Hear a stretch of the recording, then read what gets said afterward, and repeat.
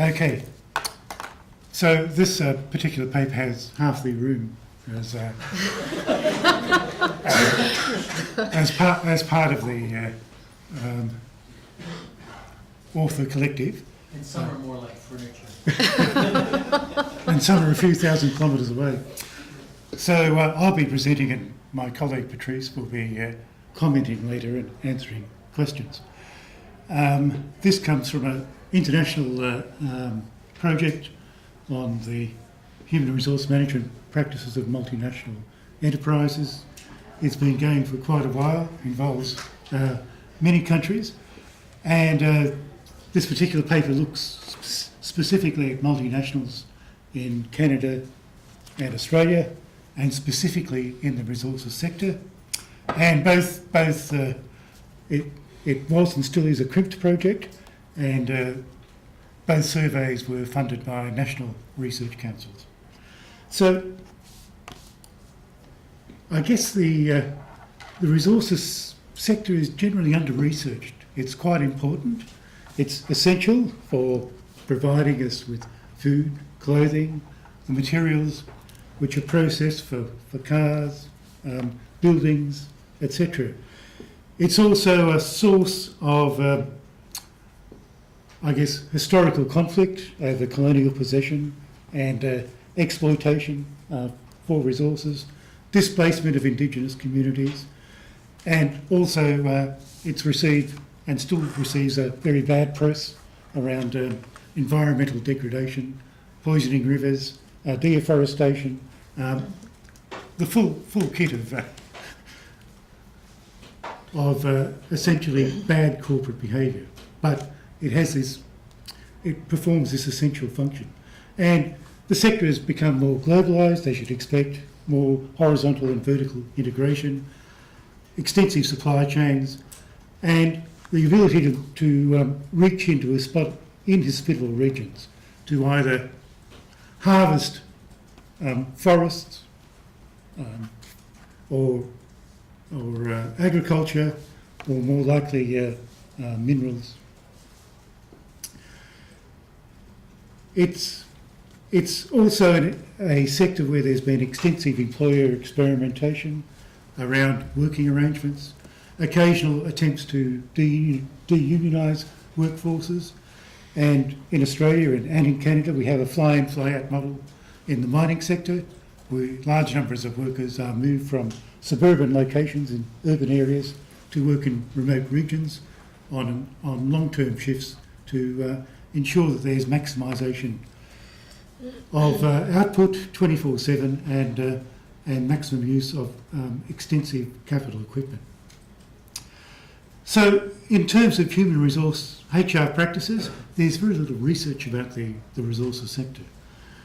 And often it's case studies around particular issues.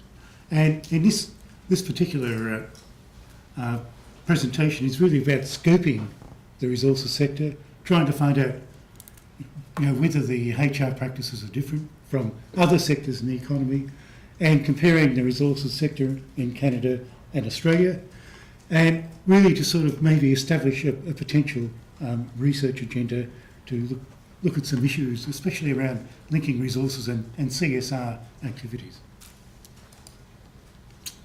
So why look at Canada and Australia? Because they're resource intensive, and most of those resources are largely untapped. So when you look at the top major countries for many resources, they include Australia and Canada: wool, wheat, copper, iron ore, coal, gold, wood, petroleum, fisheries, and especially Canada for lobster, as I found as I was looking at the data. Mm-hmm. And these resources are largely harvested, and often they're sent on to supply chains for processing elsewhere, and through evaluating and combining to produce other materials. So they're global industries, they're linked to developments in global political economy, exchange rates, trade agreements, and also they're part of the political exchange And often investments in this sector are maybe linked to desires by some countries to improve their sovereignty in either food or resources. And so, for example, India and China are quite large investors in the resources sector of Australia. And when you look at the source country of the largest firms in, say, mining, there's a shift away from North America and Europe towards Asia, South America and Eastern Europe. So I think now 5 of the top 10, I think 3 are China, 1 is South America and 1 is... So even the whole configuration of ownership is changing. And with that, some of those non-traditional sources are state-owned companies. So these multinationals are no longer exclusively privately owned. As they're state-owned, this reinforces the political economy aspect of MNE investment in the resources sector. So social experimentation, different types of ownership, that's clearly a first issue. It's at the forefront of many issues around CSR, whether it's, for example, environmental codes and environmental standards, global warming. It's also is the sector which is most engaged with First Nation peoples in both Canada and Australia, because these peoples have been forced to the rural and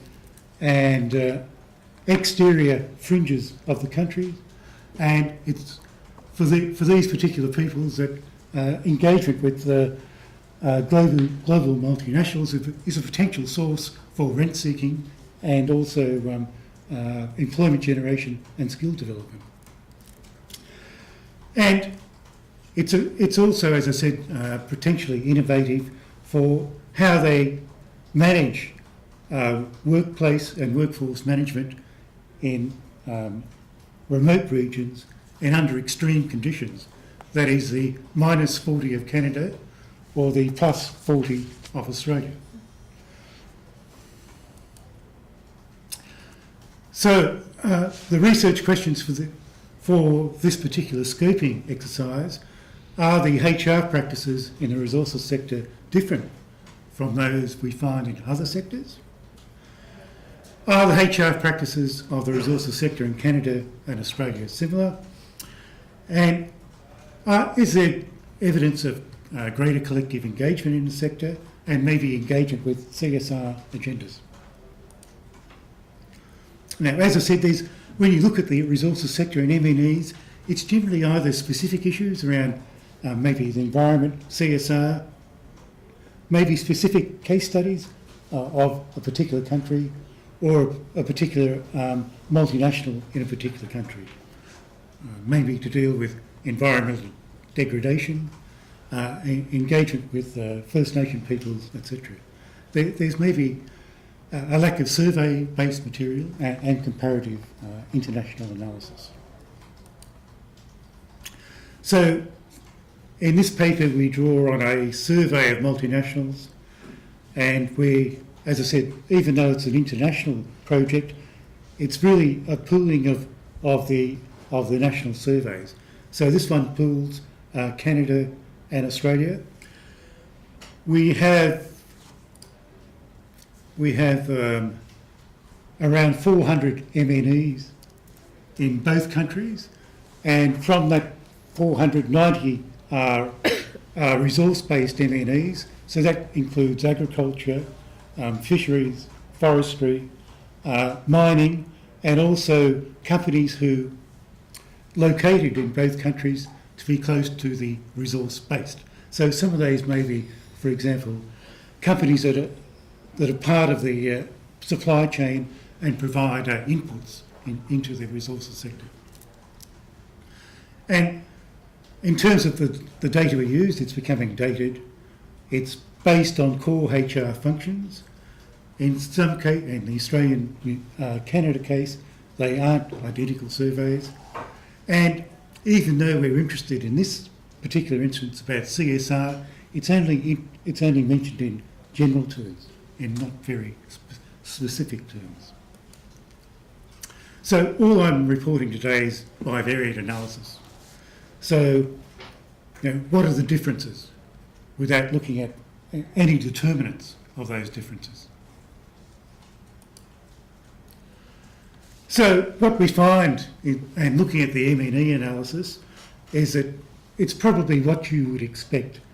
There's more collective arrangements across the workforce and higher rates of unionisation in the resources sector compared to other sectors of the economy. And in general, we find that the mining sector has always been traditionally a source of unionisation and collective bargaining, and with those collective arrangements, we find that there's less dependence on individual arrangements, such as individual contracts, individual performance management, etc. When we compare the resources sector in Canada and Australia, there are only minor differences. So maybe some differences in training, maybe some differences in the use of teams, and maybe some differences in terms of cost determining location. So it seems that, and we find a little bit around partnerships and R&D, and maybe some reference to, it's not here, but some reference to CSR in the Canadian case. But generally, they're fairly similar. So the potential hypotheses to be tested are around collective representation, around, we've got some discussion around R&D, and especially links to universities in the Canadian case. And also the important one, I think, which comes out of it, that maybe the resources sector with greater collective engagement will maybe have greater engagement with CSR practices. And the idea is to maybe look towards what sort of engagement there is in the resources sector, and what type of CSR practices are present in each of the countries. So the survey provides some background and scoping. It generally supports what you would expect in terms of HR processes and practices and collective engagement, but we'd like to sort of examine in more detail engagement, especially with remote regions, with local communities, where these MNEs are often the only source for private sector employment, and often the only private sector, I guess, productive engagement with First Nation peoples.